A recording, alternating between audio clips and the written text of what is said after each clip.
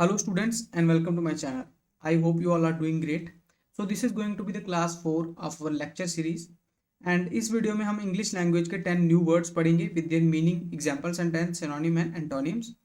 ये वीडियो उन सब बच्चों के लिए काफ़ी हेल्पफुल होगा जिनकी वोकेबलरी थोड़ी वीक है या फिर वो किसी भी कॉम्पिटिटिव एग्जाम की प्रिपरेशन कर रहे हैं जैसे कि एसएससी, आरबीआई, आईबीपीएस, एसबीआई।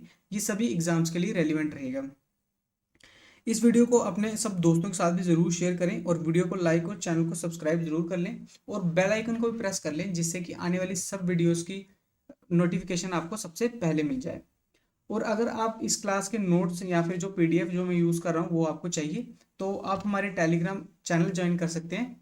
आप इस क्यूआर कोड को स्कैन करके हमारा टेलीग्राम ज्वाइन कर सकते हैं या फिर डिस्क्रिप्शन में दिए हुए लिंक से आप हमारा टेलीग्राम चैनल ज्वाइन कर सकते हैं। तो without A further due let's start today's class. तो आज के लिए जो फर्स्ट वर्ड मैं आपके लिए लेके आया हूँ वो है एडहेयर। ठीक है, एडहेयर का मतलब होता है to stick firmly to something. ठीक है, किसी चीज़ से फर्मली चिपक जाना। ठीक है, फर्मली यानी एकदम कड़क तरीके से चिपक जाना किसी चीज़ के साथ। और इसका एक और मीनिंग भी होता है ओबे करना या फॉलो करना किसी चीज़ को। ठीक है, जैसे कि मैंने एग्जाम्पल में लिखा है one must adhere to the traffic rules. ठीक है, हमको हमेशा ट्रैफिक रूल्स का पालन करना चाहिए।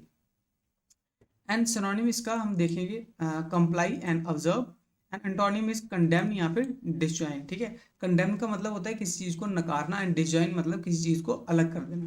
ठीक है, the next word is abolish. ठीक है, abolish is to end a law or system officially. किसी सिस्टम या फिर किसी कानून को ऑफिशियली ख़त्म कर देना। ठीक है, जैसे कि the sati pratha in India was abolish by the efforts of Raja Ram Mohan Roy. जो सती प्रथा थी इंडिया में उसको अबॉलिश किसने किया था? राजा राम मोहन ने। ठीक है, राजा राम मोहन की हेल्प से ही अबॉलिश हो पाई थी, है ना। तो सिनोनिम इसका होता है एब्रोगेट एंड एनल। ठीक है, एब्रीगेशन ऑफ आर्टिकल 370। ठीक है, क्योंकि उसको खत्म कर दिया गया था ना आर्टिकल 370 को। एंड एनल करना यानी कि उसको नल एंड वाइड कर देना। ठीक है, मतलब कि उसकी कोई वैल्यू अब नहीं बची है। एंड एंटोनिम देख लेते हैं इज एस्टैब्लिश, किसी चीज़ को स्थापित करना या सेटअप करना। ठीक है, the next word is bleak. Bleak होता है बड़ी जर्जर स्थिति। ठीक है, जर्जर स्थिति यानी या बड़ी बुरी किसी स्थिति में होना, सिचुएशन में होना। ठीक है, refer to a situation which seems to be bad. ठीक है, ऐसी सिचुएशन जो कि काफ़ी अच्छी नहीं दिखती है। ठीक है, for example the future looks bleak. मुझे जो मेरा फ्यूचर है, मुझे मेरा भविष्य जो है वो कुछ सही नहीं दिखता। सिनोनिम हम इसके लिए हम यूज़ कर सकते हैं ऑस्टेयर एंड ब्लैंक। ठीक है, and antonym is bright and cheerful. My future is very bright या your future is very bright. ठीक है, और साथ साथ मैं आपको एक चीज़ और बोलना चाहता हूँ कि सिर्फ जो है ये आप मेरी वोकेबलरी वर्ड से ही डिपेंड मत कीजिए। ठीक है, आप साथ साथ में रीडिंग भी कीजिए ज़रूर। जैसे स्टोरी बुक्स हो गए, ठीक है, आप कोई स्टोरी बुक पढ़ सकते हैं। ठीक है, अगर आप एक बिगिनर लेवल पे हैं। ठीक है, अगर आप बिल्कुल ही शुरुआती लेवल पे आप आपकी इंग्लिश बिल्कुल ऐसे एवरेज से भी बिलो है तो आप स्टोरी बुक से शुरू कर सकते हैं। उसके बाद आप नॉवेल्स पढ़ सकते हैं, नॉवेल्स के बाद आप कुछ मैगजीन्स पढ़ सकते हैं एंड उसके बाद आप न्यूज़पेपर में शिफ्ट हो सकते हैं। ठीक है, अगर आप अभी से जैसे कि द हिंदू न्यूज़पेपर अगर वो पढ़ना शुरू कर देते हैं, ठीक है, उसमें काफ़ी एडवांस लेवल की इंग्लिश लिखी जाती है। ठीक है, काफ़ी अच्छे लेवल की इंग्लिश लिखी जाती है, तो उससे आपको थोड़ी मुश्किल होगी। ठीक है, मैं आपको सजेस्ट करूंगा कि आप लोग जो है वो ग्रेजुअली मूव करें। ठीक है, धीरे धीरे आगे बढ़ें। ठीक है, तो अपनी जो क्लास 5th 6th जहाँ अपने छोटे भाई बहन हैं, ठीक है, उनसे लेके आप जो है वो बुक्स पढ़ सकते हो, स्टोरीज पढ़ सकते हो जिनमें कि आपको काफ़ी ईजिली लैंग्वेज में इंग्लिश देखने के लिए मिल जाएगी। ठीक है, और साथ साथ में आप इस इन वीडियोस को भी देखते रहिए तो इनसे भी काफ़ी आपकी हेल्प हो जाएगी। ठीक है, नोट्स बनाइए। ठीक है, तो चलिए नेक्स्ट वर्ड देखते हैं। The next word is brittle. ठीक है, ब्रिटल का मतलब क्या होता है? Hard but easily can easily भी ब्रोकन या फिर शैटर। ठीक है, जो देखने में तो हार्ड लगते हैं लेकिन उनको आसानी से तोड़ा जा सकता है। ठीक है, जैसे कि ग्लास, ठीक है, का हार्ड दिखता है लेकिन वो टूट जाता है जल्दी ही। ठीक है, the branches of the trees were very dry and brittle. ठीक है, जो टहनियाँ थी पेड़ की वो काफ़ी सूखी हुई और क्या थी? ब्रिटल थी। ठीक है, कमज़ोर थी। ठीक है, सूखी टहनियाँ क्या होती हैं? कमज़ोर होती हैं, उनको आप बेंड करोगे तो जल्दी से टूट जाएंगी, लेकिन गीली लकड़ी जो होती है वो आसानी से नहीं टूटती है। तो सिनोनिम इसका देख लेते हैं ब्रेकेबल एंड क्रिस्प। ठीक है, एंड एंटोनिम इज टफ या फिर एंड्योरिंग। ठीक है, जो कि एंड्योरिंग का मतलब होता है जो कि काफ़ी हार्श हार्श स्थितियों, हार्श सिचुएशंस का भी सामना कर जाए। ठीक है, endure. The next word is calamity. ठीक है, कैलामिटी क्या होती है? विपदा या फिर आपदा। ए terrible event causing a lot of damage. ठीक है, कोई ऐसी इवेंट, कोई ऐसी बुरी इवेंट, खराब इवेंट जिससे कि काफ़ी ज़्यादा डैमेज हो जाए, जैसे कि अर्थक्वेक हो गया, सुनामी होगी, ठीक है। The earthquake was the worst calamity in the countries history. जो अर्थक्वेक था वो देश के इतिहास में सबसे बुरी आपदा या फिर विपदा थी, ठीक है। अर्थक्वेक से काफ़ी सारा नुकसान होता है ना, ठीक है। बिल्डिंग्स टूट जाती हैं, लोगों के घर खत्म हो जाते हैं, टूट जाते हैं, एंड कुछ लोगों की डेथ भी हो जाती है, जैसे कि अभी टर्की में अर्थक्वेक्स आए थे, आपने देखा ही होगा। एंड नेक्स्ट इसका सिनोनियम हम देख लेते हैं, इज एडवर्सिटी या फिर मिसफॉर्चून, ठीक है, खराब किस्मत। एंड एंटोनिम इज फॉर्चून या फिर कोई मिरेकल, मिरेकल यानी कि कोई चमत्कार होना। नेक्स्ट वर्ड इज कैप्टिविटी, ठीक है। कैप्टिविटी क्या होती है? Being held in some place you can not escape, ठीक है।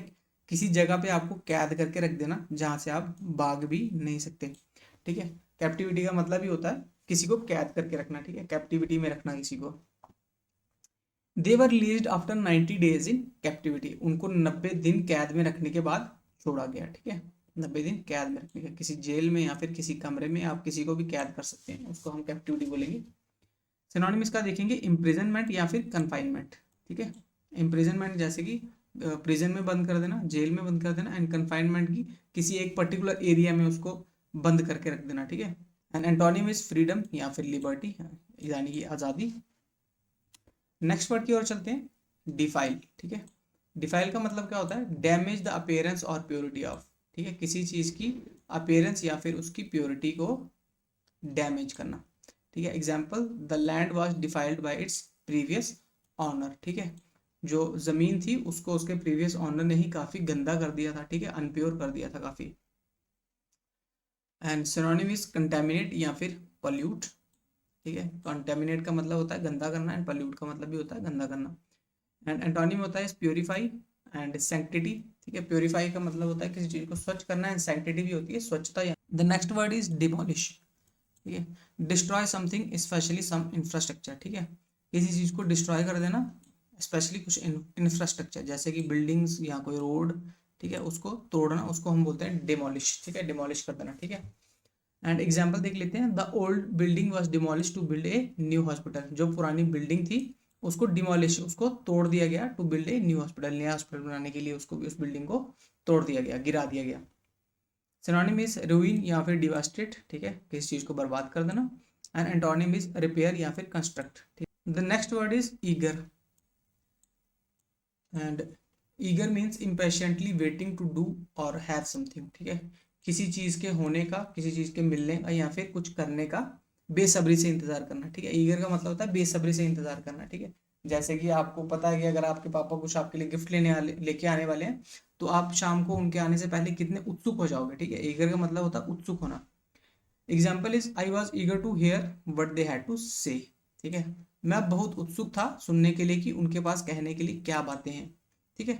सिनोनिम इज कीन या फिर एक्विजिटिव, जिसका सेम ही मतलब होता है। एंड एंटोनिम इज इंडिफरेंट या फिर apathetic. Tenth and the last word is eloquence, and eloquence का मतलब होता है स्पीच और writing which is very convincing, कोई ऐसी स्पीच या फिर राइटिंग जो कि काफ़ी कन्विंसिंग हो, ठीक है, जो कि आपको कन्विंस कर दे कोई भी काम करने के लिए, ठीक है, आपको मना लेना, ठीक है, अपनी बात मनवा लेना। She was renowned for her eloquence and beauty, वो अपनी एलोक्वेंस और ब्यूटी के लिए जानी जाती थी। एलोक्वेंस यानी कि उसमें ऐसी काबिलियत थी कि वो लोगों से अपनी बात मनवा लेती थी, क्या कर लेती थी, अपनी बात मनवा लेती थी। Synonym is expression and fluency, ठीक है, किसी बात को एक्सप्रेस कर पाना, ठीक है, काफ़ी कन्विंसिंग तरीके से।